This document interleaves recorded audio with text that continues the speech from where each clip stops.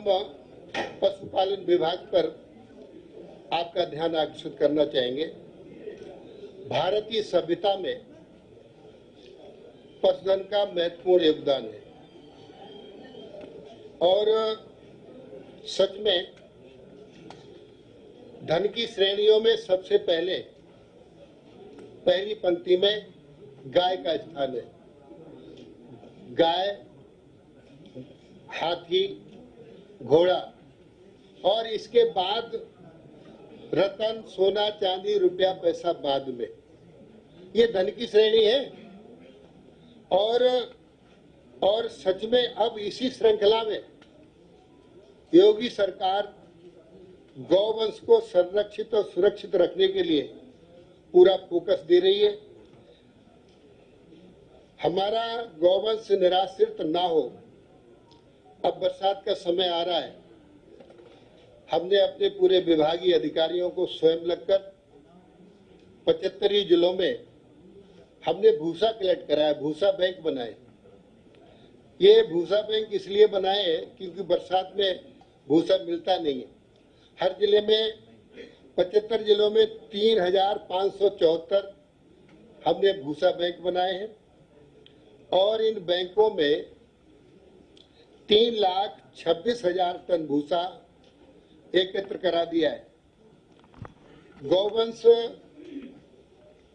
सुरक्षा सरकार की प्राथमिकता है और अभी हमारे पास निराश्रित गौ आश्रय स्थल 6,222 है, जिनमें 8,55,000 गौवंश संरक्षित कर दिया है।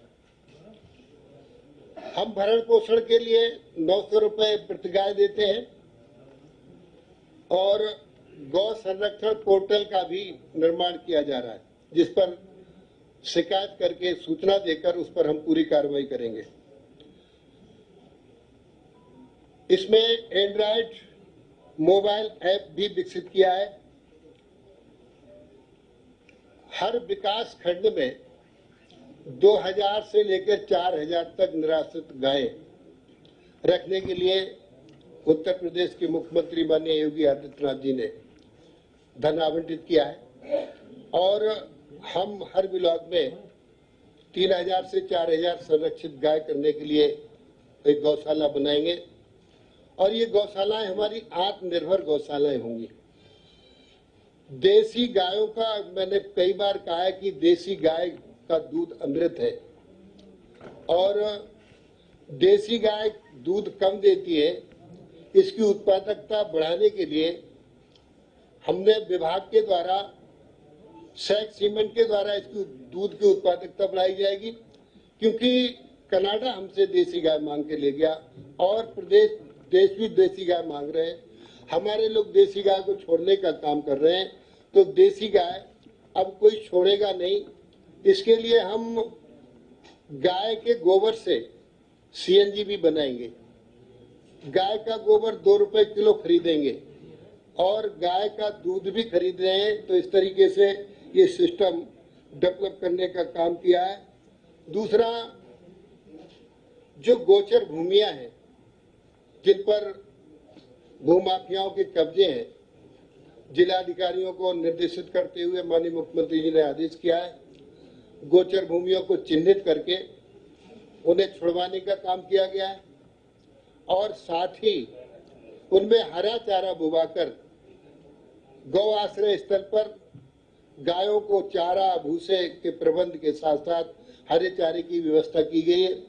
अब बरसात में कोई कठिनाई ना हो, उनको रहने के लिए शेड, आश्रय स्थल पर प्रकाश की व्यवस्था, स्वच्छ पेयजल की व्यवस्था और भूसा चारा इत्यादि की व्यवस्था भी एक अभियान चलाकर हमारा विभाग अब इसमें लगन काम करेगा। संचारी रोगों से बचाव के लिए हमने टीकाकरण का भी काम किया है, ताकि जब पशुपालक की गाय, भैंस, बैल जब मरता है तो ऐसे दुख होता है जैसे कोई परिवार का सदस्य खत्म हो गया हो। तो इस तरीके की कोई कठिनाई ना आवे। तो अभी इन 100 दिनों में 1 करोड़ टीकाकरण किया कि का लक्ष्य था, लेकिन हमने 1,31,00,000 का टीकाकरण कर दिया।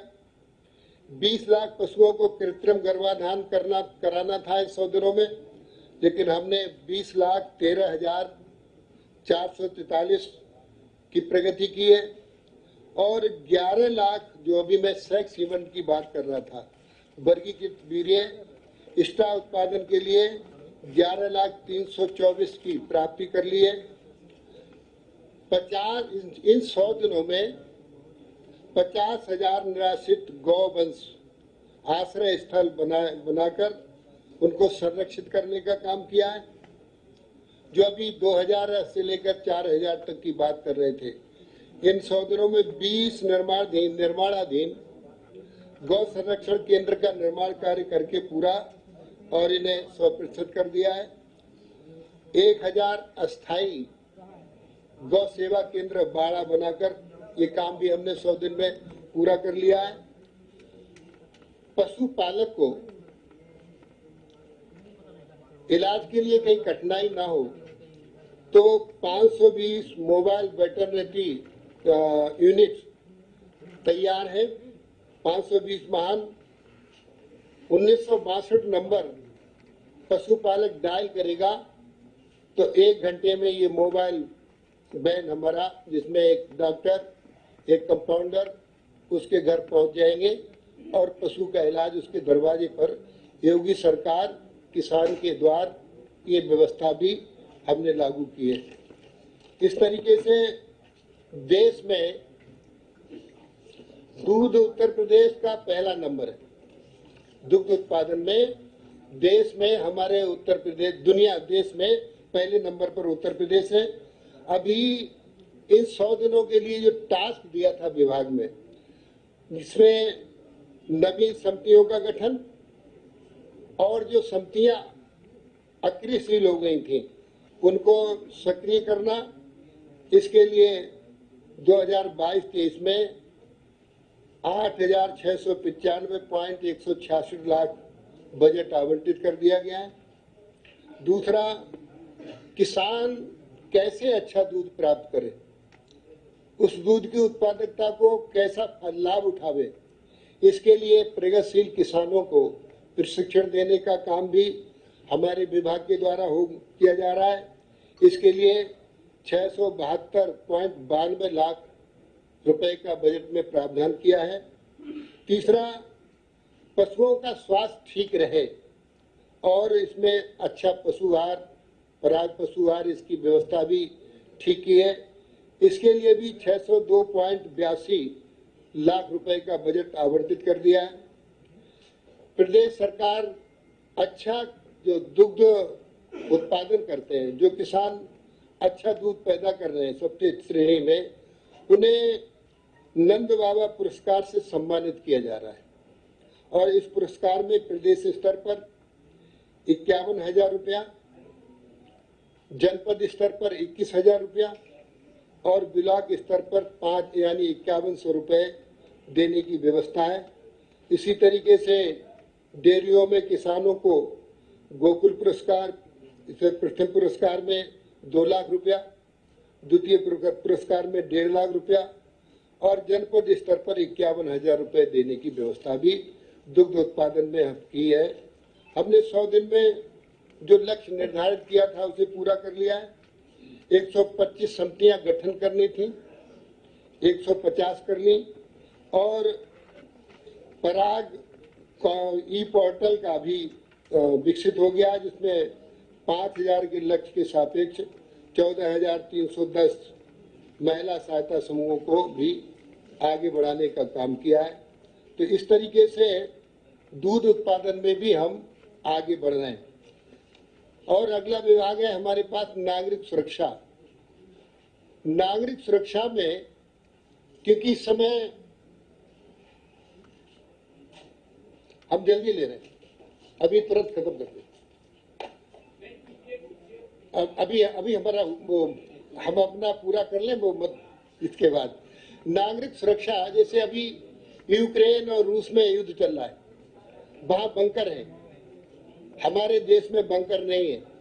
नागरिक सुरक्षा, नागरिकों को हवाई हमले से कैसे सुरक्षा प्रदान करें, तो इसके लिए भी बरेली में, गोरखपुर में हमने ट्रेनिंग देने का काम किया है, ब्लैक आउट भी किया है और अब इसके लिए हम मेट्रो और शॉपिंग मॉल इत्यादि का भी व्यवस्था करेंगे।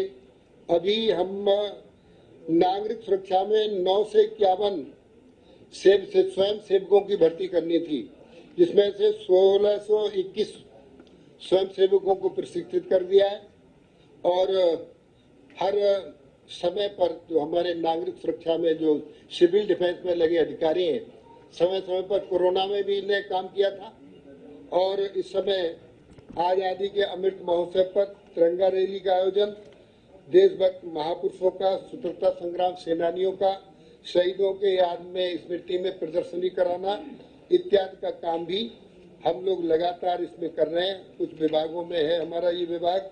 तो नागरिक सुरक्षा एक अच्छा और नया विभाग तो नहीं है, तो पुराना, लेकिन इसको लोग जानते नहीं थे नागरिक सुरक्षा क्या है।